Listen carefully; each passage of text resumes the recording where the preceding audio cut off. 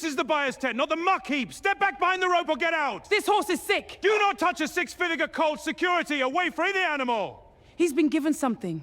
He's going to... Garrett Vane is the director of the Ashby Park Select Sale, the most exclusive thoroughbred auction in the country. A white tent the size of a cathedral, chandeliers over the sale ring, champagne in the bidding boxes. A single yearling here, clearing $2 million on a good night. He is 53, in a bespoke suit, and he has turned from the rostrum to find a heavy-set black woman in barn clothes, muck boots, a quilted vest, a leather case crouched at the legs of Lot 9. The headline, Colt, the one the whole evening is built around. His brain files her in under a second, stable hand. Help wandered in from the barns. A problem. He does not ask her name. He does not ask why a groom would be talking about pulse and gum color and foundering. He grabs her by the upper arm and hauls her up off the ground. And his other hand knocks the leather case loose. And it hits the sawdust and springs open stethoscope, thermometer, a sheaf of confirmation notes fanned across the ring in front of 400 people in evening dress. Get your hands off the merchandise. Who let a Times groom Times into my sale ring? My name is... I don't Times care Times what your name is. Vane's voice cracks across the tent, and he turns it on the room, performing it for the bidding boxes. Because a crowd of buyers is exactly what a man like Vane wants. Every sale, every single sale, one of you crawls up out of the barns thinking the tent is for you. It is not. These are Times clients. These are people who could buy your whole life with their walking around money. And you put your filthy hands all over a $2 million colt. That colt is going to Times collapse Times in your ring if you run him. I'm telling you, his vitals are... You don't get to Times tell Times me anything. He shoves her back a step, toward the rope. You reek of the barn and you're frightening my buyers. Tucker. Tucker. Walk this one back to the muck heap where she belongs. The woman is 69 years old. Her name is Dr. Delphine Marsh. And she is, though no one in this tent will understand it for another 9 minutes, the most respected bloodstock veterinarian in the country. The one whose pre-sale soundness opinion can move a yearling's price by $1 million with a single sentence.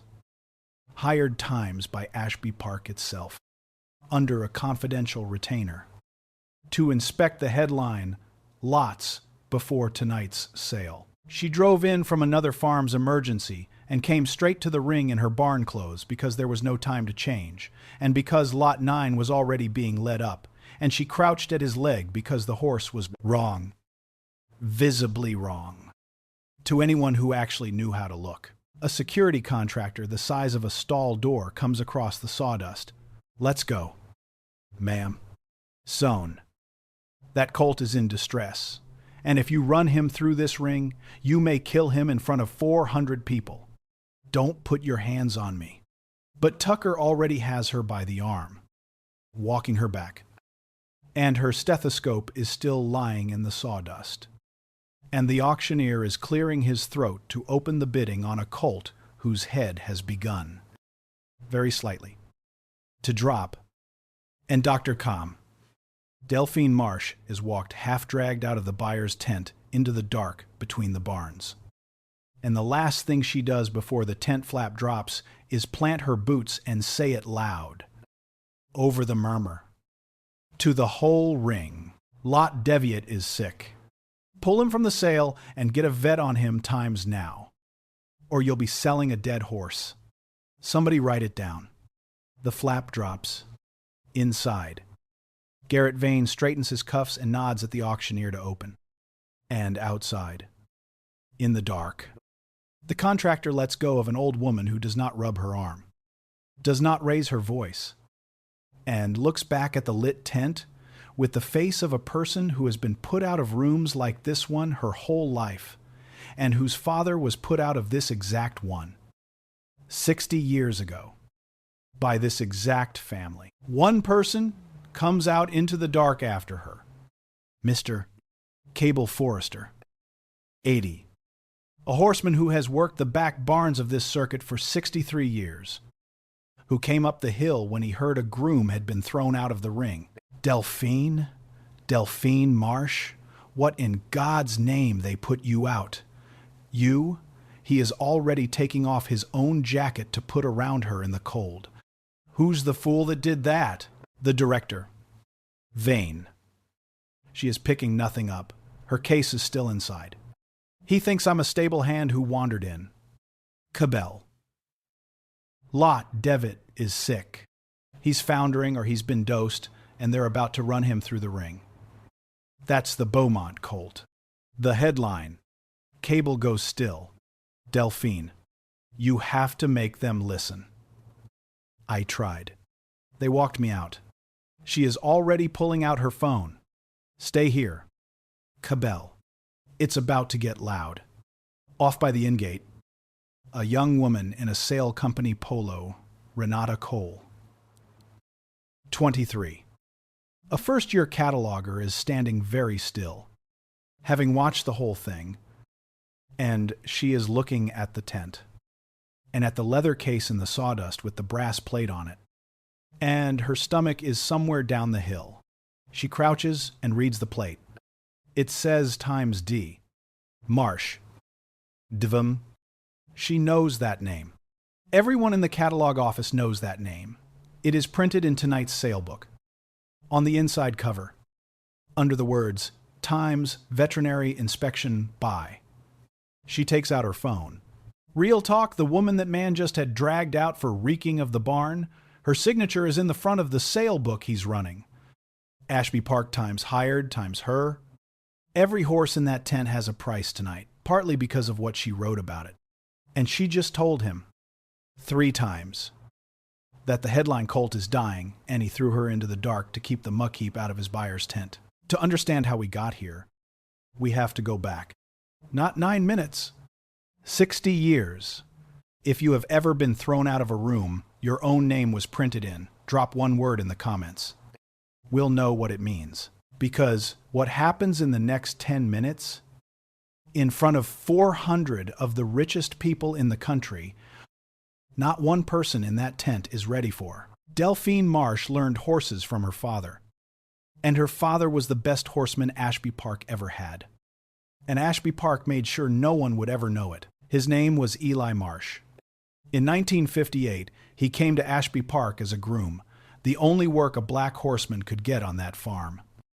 In that state, in those years, and within 5 years, the white trainers had quietly learned what the back barns already knew, that Eli Marsh could look at a mare and a stallion and tell you what the foal would be.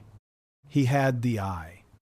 He could read conformation and temperament and the invisible thing underneath them, the thing the pedigree pages only gestured at. And he could match a mare to a stallion the way some people can match a key to a lock.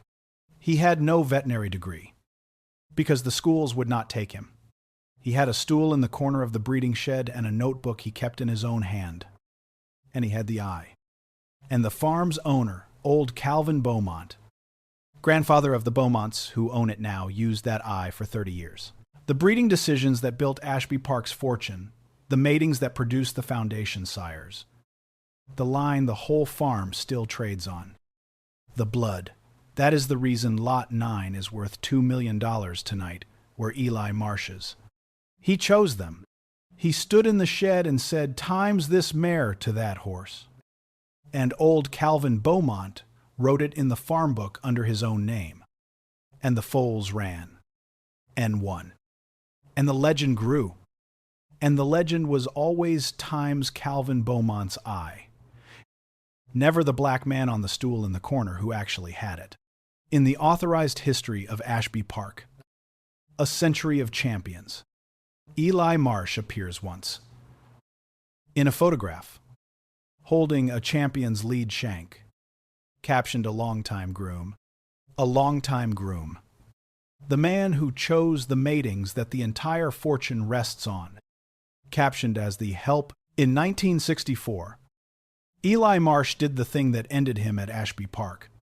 A colt he'd warned was Unsound, warned old Beaumont himself.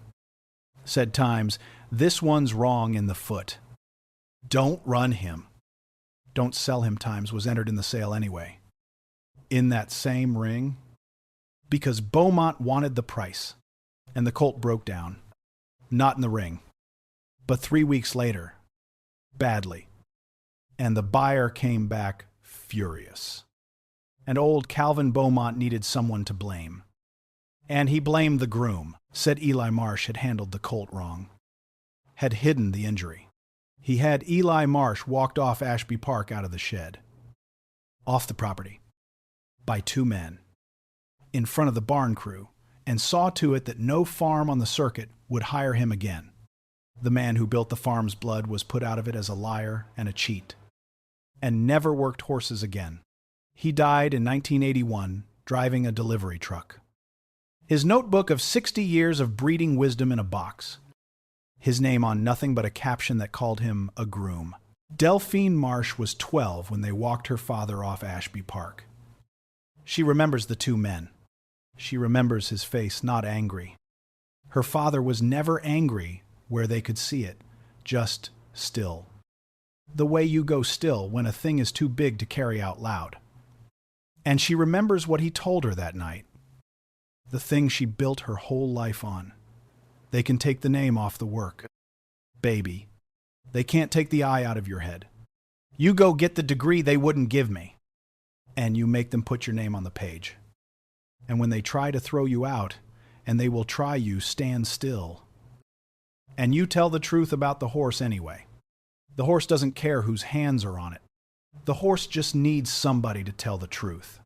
So Delphine got the degree they wouldn't give Eli.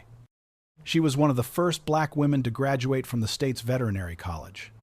She specialized in the thing her father did by eye, and she did by eye times and times science. Bloodstock soundness. Conformation. The reading of a horse before a sale. And she became, over 40 years, the most trusted set of eyes in the industry. The vet whose pre-sale opinion buyers paid for and trusted above any other. Because Delphine Marsh did not lie about a horse. Ever. For anyone. At any price. Her father's voice was in her head every time. Tell the truth about the horse. 3 weeks ago. Ashby Park, the same farm. Now run by Calvin Beaumont's grandson. A man named Royce Beaumont, who knew nothing of the groom his grandfather destroyed, hired the best bloodstock vet in the country to inspect the headline, "Lots for the select sale." Because a clean Marsh opinion adds $1 million to a colt, they did not know, or did not care to know, that the best bloodstock vet in the country was the daughter of the man they'd run off in 1964. Her retainer was confidential. Her name went in the front of the sale book. The director, Garrett Vane, never read the front of the sale book. He had people for that. Tonight she came to do the inspection. Late. Straight from a foaling emergency at another farm. In her barn clothes. She walked to the ring because Lot 9, the Beaumont colt, the headline. The great-great-grandson of the foundation, sire, her own father had chosen 60 years ago, was already being led up. And she crouched at his leg because the colt was sick. And Garrett Vane looked at the woman whose name was printed in the front of his own sale book, the daughter of the man who chose the blood that made the farm, and saw a stable hand, and had her dragged into the dark. 60 years after Ashby Park walked Eli Marsh off the property as a liar for telling the truth about a horse. It threw his daughter out of the same ring for exactly the same reason. Let's rewind. Fast. Because the colt is in the ring, and they will count every minute of this at the inquiry that follows, the select sale begins at 7. Lot 9, the Beaumont colt, is the headline. Slated to sell near the end of the first session. Reserve rumored north of $2 million. Delphine Marsh's inspection was scheduled for that afternoon. But a mare she was attending at a farm 40 miles out went into a dystocia, foaling at 4, and she could not leave a mare and foal to die for a sale. so she called Ashby Park's office to say she'd be late and drove in. The second the foal was breathing. She arrived at 8, Sisher, in barn clothes, and went straight to the ring because she could see from the inn gate that Lot 9 was already being prepped, and something about the way he was standing the weight off the front feet. The dropped head was wrong from 40 yards. Garrett Vane is 53. He has directed the select sale for 9 years. He refers to the tent as my sale, the buyers as my clients, the people who actually handle the horses as the barn. He has, he believes, an unerring eye for who belongs in the buyer's tent. He can tell, he has said, a principal from a groom across a crowded ring. What that eye keys on is never said in those words. But Renata Cole, the young cataloger, has worked 2 sales under him and seen it. She watched him route a black bloodstock agent from Dubai to the barn entrance. She watched him assume a visiting black trainer was a hot walker and tell him to fetch a horse. She started a note on her phone after the agent. It has 4 entries. The line that becomes a hashtag times who let a groom into my sale ring times leaves Vane's mouth at 8:42 p.m. There are sale broadcast cameras over the ring, streaming the auction live to bidders worldwide. And they are recording. Renata Cole's phone catches it too. Every device catches the same thing. The grab, the case hitting the sawdust and springing open. You reek of the barn. Walk this one back to the muck heap. The contractor's hands. And clear over the murmur, Delphine Marsh saying times, Lot 9 is sick. Pull him from the sale. Get a vet on him now. Somebody write it down. Delphine is put into the dark at 8:44. She does not call the police. She does not call the press. She pulls out her phone and calls the one person who can stop the sale of that colt from inside in the next 60 seconds, the man who hired her. Royce Beaumont, the owner of Ashby Park, who is in the owner's box above the ring. It rings once. This is Beaumont. Mr. Beaumont. It's Delphine Marsh. Your director just had me thrown out of the sale ring. He thinks I'm a stable hand. And before he threw me out, I got my hands on Lot 9, and I'm telling you that Colt is sick, foundering, or dosed. His vitals are wrong, and your auctioneer is about to run him through the ring. You need to pull him. Now. Tonight. Before you sell a dying horse to one of your own clients on a live feed, a half-second of silence. Then Royce Beaumont's voice. Suddenly very awake. He did times what times to you, and wait. Lot Uhexen is sick. Mr. Beaumont. I'd stake my license on it. And my license is the only thing I've ever had that they couldn't take. Pull the colt, or you'll have a horse go down in your own ring, in front of 400 people and every bloodstock buyer on earth watching the feed. The silence this time is 1 second long. Don't move. Do not leave that property. I am stopping the sale of that colt right now. And I am coming down. And Dr. Marsh, there is no version of tonight where my director put his hands on you and keeps his job. Hold on. He hangs up. Renata Cole is the one who moves first, before the call reaches the box. She is 23, a first-year cataloger. She typed the lot descriptions for tonight's sale herself, which means she typed the front matter too, which means she set the line times veterinary inspection by doctor, Delphine Marsh. DVM times on the inside cover with her own hands. She was 20 feet away when a woman in barn clothes crouched at Lot 9 and talked about tacky gums and a dropped head. And unlike everyone else, she did the thing they teach you, and almost no one does, under a director's certainty. She listened to the time's information, not the close. Grooms do not say times, foundering.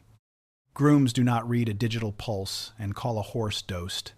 That is a vet. That is the vet whose name she set in type that morning. She goes to the auctioneer's stand at 8:43. while Vane is still brushing sawdust off his sleeve. And she does the bravest thing a first-year cataloger can do, which is to interrupt the rostrum before the gavel. Don't open Lot Nagin. Don't open it. The woman they threw out, that's Dr. Marsh, Delphine Marsh, our inspecting vet. Her name's in the front of the book. She said the colt's sick. Renata, sit down. Vane snaps, crossing toward her. Open the lot. Mr. Vane. She's the vet Times we hired. It says so in the sale book you're holding. If she says that Colt is sick and we run him anyway and he goes down in the ring on the live feed, and for 1 second, 1 human second, Garrett Vane's certainty cracks. Because he is a vain man, but he is not a man who wants a horse to die in his ring on camera. And the question lands, the vet we hired, that is the second the owner's box phone lights the auctioneer's console and the ring steward presses his earpiece and goes pale and says, loud enough for the front boxes, hold the sale, hold lot knee, order from Mr. Beaumont. Get the colt out of the ring and get a vet on him. And the woman who was removed is Dr. Marsh. The Times Dr. Marsh, our inspecting veterinarian. Garrett Vane's hand stops on his cuff. Marsh. She's in the Times book. Mr. Van. Renata says. Inside cover. You threw out the vet whose name is on our own inspection. For a moment, no one in the tent moves. Then the colt in the ring. Lot 9. Sways a visible, sickening shift of weight, and a groom grabs his head.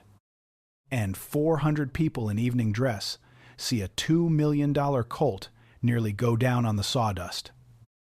And the tent makes the sound a tent makes when something everyone was told was fine turns out to be dying. It is Renata Cole who moves. She is out the tent flap and into the dark before anyone tells her to. And she finds the 2 figures between the barns. And she says to the woman in the borrowed jacket, Dr. Marsh, please, the colt's going down. They need you. Come back.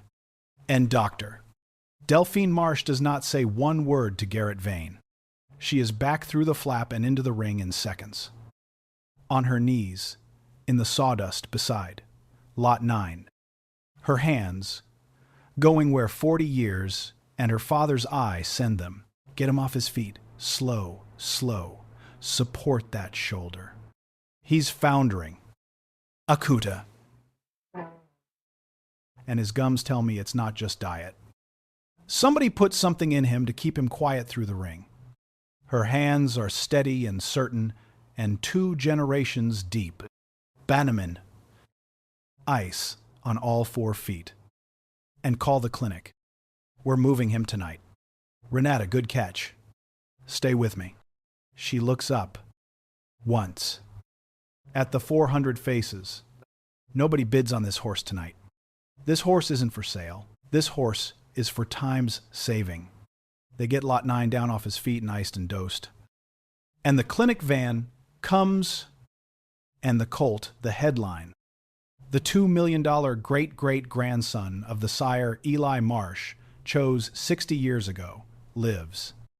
Because the daughter of the man Ashby Park destroyed was dragged out of the ring, and then, barely, let back in to tell the truth about a horse. The footage does not stay on the sale feed. By midnight, a clip is everywhere. The grab, who let a groom into my sale ring, the case spilling across the sawdust. And then, spliced after it, the same woman on her knees, saving the colt the auction was about to sell, as sound. It does the thing those clips do. By morning. 5 million views. By the next afternoon. Low. Cat million. Real talk. What wrecks people about this one isn't even the slur.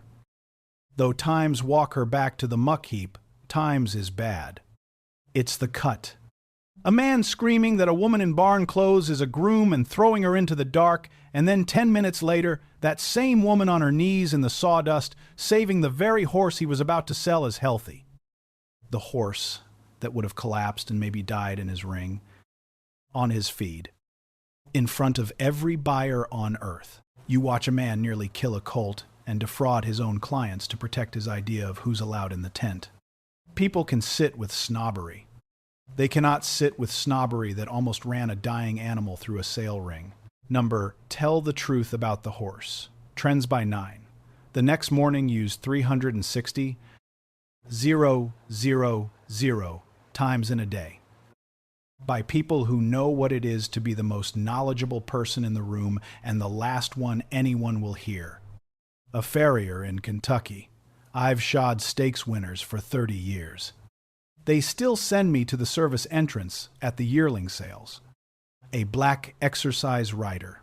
I told them the filly was off. They scratched her after she bowed a tendon. I'd flagged it that morning. A woman whose grandfather was a horseman. He made the matings the farm got famous for. They called him a groom in the history book. His name was Eli. There's an Eli on every farm. Nobody wrote his name down. Ashby Park issues a statement at 11A. M. It is 80 words long. It is grateful for the well-being of a horse at last night's sale. Values the expertise of all the professionals who support our events. And is reviewing an interpersonal matter from the sale ring as part of our standard practice. 80 words. No name. No apology to the person. It calls being grabbed and dragged into the dark an interpersonal matter. It does not say Times our director threw out the veterinarian we hired, whose name is in our own sale book.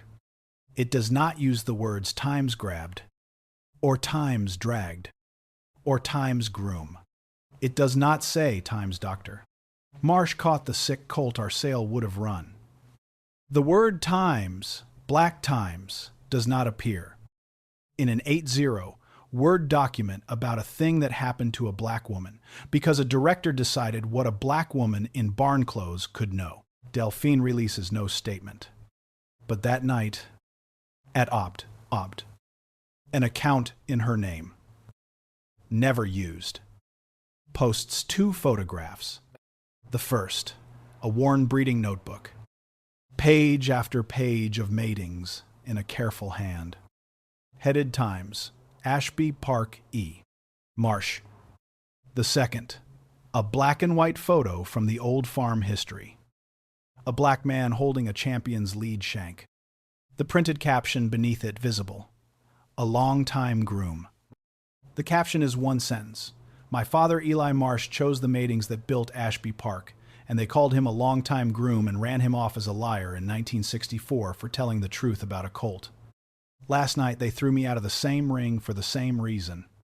The horse doesn't care whose hands are on it. The horse just needs somebody to tell the truth. That post is shared too. 2 million times in 3 days. The contempt has only changed clothes. The grab was not the contempt. The grab was just the part the camera caught. The first withdrawal lands at 9:30 a.m. Saturday. It is not a sponsor in the ordinary sense. It is heavier. The breed registry that sanctions the select sale announces it is reviewing Ashby Park's sale conduct certification. By noon, 3 of the sale's biggest international buyers, the ones whose presence makes the select sale times, select times publicly, suspend their consignments and bids. One of them saying simply, "We bid on the integrity of the inspection." They threw the inspector out. By 2 p.m. The bloodstock insurers who underwrite the sale open a review, 4 p.m. The industry's welfare body opens an inquiry into how a foundering, possibly drugged colt came to be led into a sale ring at all. Reputation as gravity, not vengeance. Delphine causes none of it. She does no interviews. On Saturday evening, she drives. Not home, but out to the back road that runs along Ashby Park's far fence line. the road her father's delivery truck used to take after they ran him off. The only road from which a Marsh was allowed to see the farm for the rest of his life. And she stands at the fence in the dark, looking at the lit barns. And she does not feel triumph. She feels grief. 60 years. Her father chose the blood that made every dollar behind that fence, and they called him a groom and a liar and put him in a delivery truck. And last night his great-great-grandson of a colt lived because his daughter told the truth in the ring he was thrown out of. And the whole world is saying her name today. And Eli Marsh is not here to hear them finally admit he was never the liar. The farm was... Her phone rings. Royce Beaumont. Dr. Marsh, I owe you more than a phone call can hold. And I have to ask you something. And you can tell me to go to hell. The history. The old farm history. Your father. Did we know what we did to him? Mr. Beaumont. Delphine says, your grandfather wrote my father's matings in the farm book under his own name for 30 years. The breeding notebook with my father's hand in it is real, and I have it. The question was never whether your family knew. The question is what you do now that you can't say you didn't. A long breath. Will you let me make it right? Not the money, the record. That, Delphine says, depends entirely on whether you mean to fix the record. Or just put a Marsh back on the property so the optics look fixed. Maeve Donnelly is a 50-year-old bloodstock and investigations reporter at the Times, Clarion Times, who has been circling Ashby Park for 10 months. Her tip came in the spring. From a former Ashby Park bookkeeper named Howard Pruitt, who left in 2023 and told Maeve, over coffee, that the farm had for years been quietly running a scheme around its sale horses. A small number of consignment colts with soundness or temperament problems were being medicated to pass through the ring quieted. Masked. Dosed to look right for the 90 seconds it took to sell them, protected by the fact that the farm controlled which vet saw which horse and when. Pruitt said the architect was the sale director, Garrett Vane, who used his control of the ring to keep independent eyes off the horses that needed hiding. And that the farm had moved millions in horses this way. The bad ones landing on buyers who trusted the Ashby Park name. Lot 9, Pruitt suspected. Was one of them dosed to get through the ring before the founder showed? Maeve had been pulling threads. She had a source in the barn. She had a list. She was waiting. She is no longer waiting. On Saturday, she finds Delphine at the fence line. She does not ask for an interview. She lays a folder on the hood of the truck between them. Years of sale records flagged for late or steered inspections. The medication logs that didn't match the catalog soundness claims. And a list of 31 horses sold through the ring with masked problems landing. Disproportionately on buyers who weren't part of the inner circle. And clipped to the top because she found it and could not show her. A 1,964 Ashby Park ledger entry. Marsh. E. Dismissed cause. Mishandling of stock. Dishonesty re. Lot colt. The lie that ended her father. In the farm's own book, Delphine reads it a long time. She does not cry. She did her crying at this fence line years ago. Dishonesty. She says quietly. They wrote Times, dishonesty, Times, on the one man on that farm who would not lie about a horse. He warned them the colt was unsound and they ran it anyway. And when it broke down, they called Times him, Times the liar. She hands it back. 60 years later, they're still dosing the unsound ones through the ring. Ms. Donnelly. And still throwing out the people who'd tell the truth. 31 horses on that list. 31 buyers who trusted a name my father built and a vet they didn't let in the tent. She looks at the lit barns. They never imagined the groom they ran off in '64 had a daughter who'd come back with a license and stand in their ring and tell the truth about the horse anyway. The counterattack begins Tuesday, and it is exactly as vile as the genre promises, and it dies fast. Because a cult is alive and nearly went down on a live feed, exactly as she said. Garrett Vane, through the farm's outside counsel and a crisis firm, fires off Tuesday a defamation demand against Renata Cole for disrupting a sale and disclosing internal matters, against the Times-Clarion Times, which has not published a word, and against Delphine, on the theory that her unauthorized handling of a consignment horse interfered with the sale and endangered a valuable animal, and that her claim to have saved the colt is self-promotion. They flip it. The vet thrown into the dark becomes the danger to the horse. The man who threw her becomes the protector of the consignment. The demand insists Renata surrender her phone and her note, and insists Delphine produce the original Marsh breeding notebook and her veterinary records for forensic authentication by the firm's chosen examiner, that is. It demands the proof of the theft and the truth be handed to the people with the most reason to bury it. Renata gets the letter Tuesday night. She is 23. She has a first job in a small industry where Ashby Park knows everyone. She sits on her apartment floor and shakes for an hour and does not delete 1 second of footage. The manufactured accounts bloom 11 of them, but they have nothing to stand on against 400 eyewitnesses and a cult that swayed on the live feed. Marsh staged it for publicity. The breeding notebook is forged. The farm's own 1,964 ledger and the notebook's period paper settle it. Times. The colt was never sick. The clinic's intake records. The founder diagnosis. The masking drug in his blood work settle it. Times. Renata Cole is a disgruntled cataloger. She isn't. The screenshots carry metadata from the day they were made.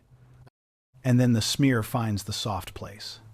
A Wire reporter calls Cable Forrester 80, the old horseman who came out into the dark, and asks him, with oily gentleness, whether he's times really sure, at his age, in the dark between the barns, that he saw a vet get thrown out, or whether he's loyal to an old friend and confused about the details. Cable Forrester is 80. His voice on the phone does not shake. Son, I have worked the back barns of this circuit for 63 years. Which means I have spent 63 years watching men in good suits decide who's a horseman and who's a groom by looking at the color of his hands. I knew Eli Marsh. I was a boy when they walked him off Ashby Park for telling the truth about a colt. And I have never in my life seen a man read a horse like Eli. Until I met his daughter, who reads them better. So when you ask me, am I times, sure times, I saw them throw Delphine Marsh out of that ring.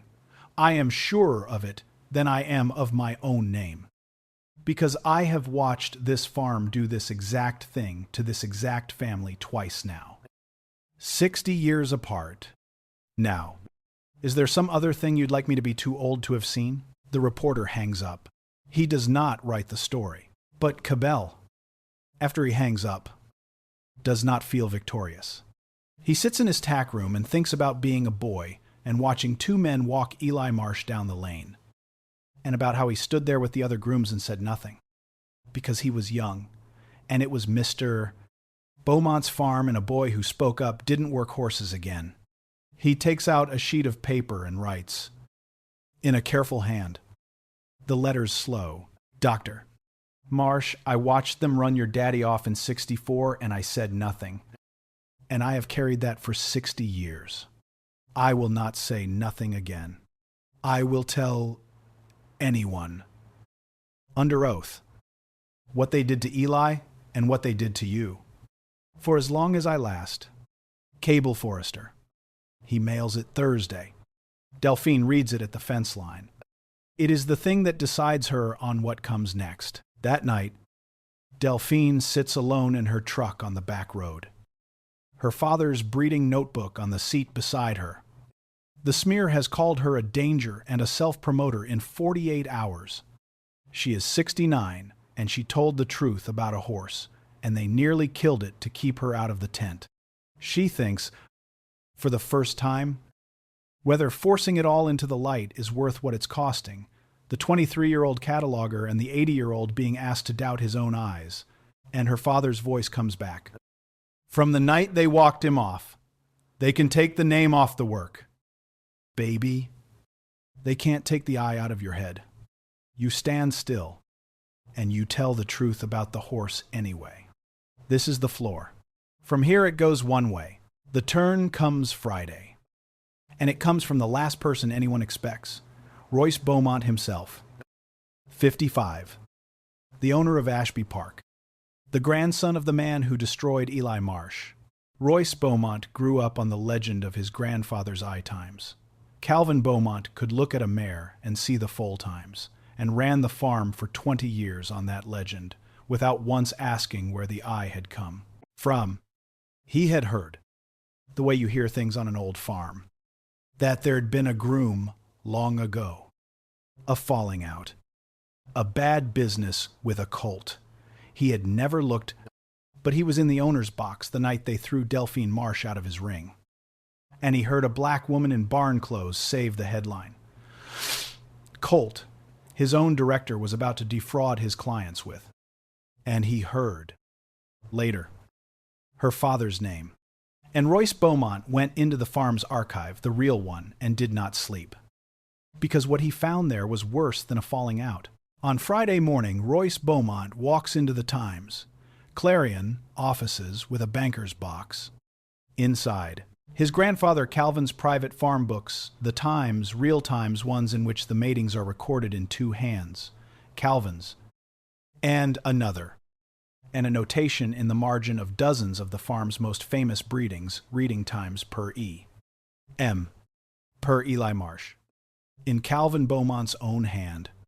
The credit, privately kept, publicly erased, a 1934 letter.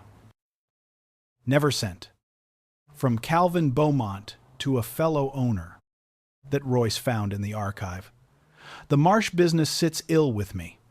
The colt was unsound, and Marsh said so, and I overruled him, and it has cost us. And I have laid it at his door to save the farm's name. I know what I have done. He kept it. He never undid it, and the email, the one Maeve had heard rumors of and never seen, sent 2 days after the sale, before the clip had fully broken. From Garrett Vane to 2 farm colleagues. Subject line Times. The ring situation. The body, in full, is greater than I don't care if she turns out to be the inspecting vet. A woman in muck boots was crawling around a 6-figure consignment in my ring, and I removed her. Full stop. And I'd do it again. The colt's fine. The clinic's handling it. No harm done. The optics are unfortunate, but I am not going to stand up and say some woman who reeked of the barn read that horse better than my ring did. Because that is not a precedent. This sale survives. Keep it on interpersonal matter. And do not concede the colt was dosed, or that she caught it. That opens the whole consignment medication question, and that stays closed. G, that opens the whole consignment medication question, and that stays closed. There it is. Not a panicked split second in a busy ring, a decision. In his own words. Typed 2 days after a colt nearly died on his feed. By a man who times still, after 400 people watched, called her some woman who reeked of the barn and ordered the truth, kept close times on purpose. Because the medication scheme was the one thing his sale couldn't survive. The ring contempt and the cover-up contempt are one contempt, the same machine that wrote Times dishonesty, Times next to Eli Marsh's name, in 1964, and threw his daughter into the dark in 2024. It never stopped. It just usually kept it off email. Maeve Donnelly verifies everything in 4 hours. She publishes Friday at 6:30 p.m. The headline, That Stays Closed. How Ashby Park drugged horses through its sale, ring and destroyed the black horseman whose eye built its fortune. The story is 200 words. It runs the ring footage to the second. Calvin Beaumont's Times per E.M. Breeding books. The 1964 unsent letter. The Times that stays closed, Times email. The period authenticated Marsh notebook. The 1964 Times. Dishonesty Times ledger entry. The 31 masked horses. And Cable Forrester's signed statement. It runs Eli Marsh's breeding hand beside his erased caption, times a long-time groom, times the work and the lie, side by side. 60 years apart. By midnight, the Times-Clarion servers have crashed twice. It is the most read story in the paper's history. Garrett Vane is fired Saturday, not leaves the sale company. But a release. Drafted by Royce Beaumont over the firm's objection, using the words Times terminated for cause. And Times Ashby Park acknowledges that Dr. Delphine Marsh, the farm's own inspecting veterinarian, was wrongfully removed and that her assessment saved the horse. And Times acknowledges that the farm's foundation breeding was the work of Eli Marsh, wrongfully credited and wrongfully dismissed in 1964. The exact question Vane ordered kept closed is the question the farm is forced to open. The breed registry moves on the medication scheme. The defamation demand is withdrawn Sunday in light of new information. Renata Cole's name, by Sunday night, is on a list of farms and sale companies trying to hire her. And the Times-Clarion's readers have done a thing for her, too. Faster than anyone can track. Ashby Park offers Delphine a settlement Saturday afternoon. Money. A private apology. A confidentiality clause. A buried line, acknowledging the family's historical contribution. Delphine reads it at the fence line. She makes 3 calls. Cable Forrester, Royce Beaumont, Maeve Donnelly, and at 5 p.m. she sends back 1 page. Not a counteroffer. A list. No confidentiality clause. She strikes it first. Is greater than there will be no confidentiality clause. My father's name was not for sale when they wrote dishonesty next to it in 1964. And my silence is not for sale now. Is greater than, instead, 大于一. The farm history is corrected. The 1964 ledger entry is struck, and the truth recorded, that Eli Marsh was right about the colt, was dishonestly blamed, and was wrongfully dismissed. The matings marked per E.M. in Calvin Beaumont's own books are attributed publicly to Eli Marsh, the horseman whose eye built this farm. 大于二. The foundation breeding program is renamed for him. The Eli Marsh line. His notebook is preserved and displayed. And the caption, a longtime groom is struck from the farm's history forever. 大于三. The consignment medication scheme ends today. Every one of the 31 masked horses is traced. Every buyer told the truth and made whole. And an independent inspection protocol vets the farm cannot choose, steer, or throw out governs every horse that enters that ring. 大于四. A scholarship is endowed in my father's name at the veterinary college that would not admit him, for black students entering equine medicine. So the next person born with the eye gets the degree the first time, and the page with their own name on it. 大于五. I will oversee the inspection reform myself, without a fee, because someone has to make sure the next person who tells the truth about a horse gets heard before it goes down in the ring. Whatever they're wearing, And I would rather it be me than another 60 years of groom. 大雨, Liu. Garrett Vane is not to be pursued, harassed, or contacted by me or on my behalf. He will face the registry, and his own email, and his own mirror. I have no interest in him.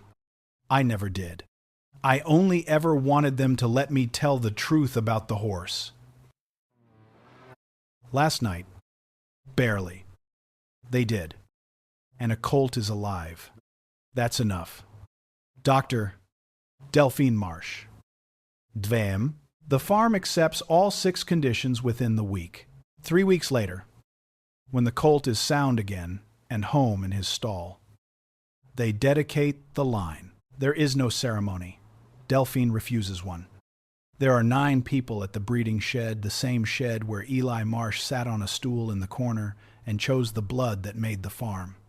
Delphine, Cable Forrester, 80, who watched them walk her father off this same ground 60 years ago, Royce Beaumont, standing a little apart. The way a man stands when he has done a right thing, his grandfather couldn't and knows it doesn't buy back the 60 years. Renata Cole. No longer a first-year cataloger, but the sale's first independent inspection coordinator. A job Delphine insisted on, whose entire work is making sure no one can throw the truth-teller out of the ring again, and Lot 9 himself. The headline, Colt. Sound now. Led in by a groom. Mouthing the lead shank. Alive, on the wall of the shed, where the farm's champions are listed. There is a new brass plate now. Beside the foundation sire's name, the Eli Marsh line. He sat on a stool in this shed and chose the blood that built Ashby Park. They called him a groom and ran him off as a liar in 1964 for telling the truth about a horse. He was right. His name is on it now. Cable Forrester reads it. He is 80, and he was a boy in this shed when Eli Marsh sat on the stool, and he traces the name with a finger. Eli Marsh. And he asks the only thing there is to ask. He ever know? Before he died, did Eli ever know they'd put it right someday? And Dr. Delphine Marsh, 69, who was 12 the night they walked her father off this ground, looks at the old horseman, not at the plate, at him, and says, quiet, no. He died thinking the record would say, times groom times, and times liar times forever. Her voice does not break. She has had a lifetime to make it not break. But he told me something the night they ran him off. He said they could take the name off the work, but they couldn't take the eye out of my head. And I should go get the degree they wouldn't give him. And tell the truth about the horse, no matter who threw me out of the room. She touches the brass plate. Her father's name. He didn't know they'd put it right. But he knew I'd come back and tell the truth. That's the part he knew. He bet his whole last night on it. And he was right about that. The same way he was right about every horse he ever read. The truth was always going to come out. It just needed somebody to stand still and say it. Cable Forrester puts his hand flat on the brass plate. On Eli's name. Delphine puts her hand beside it.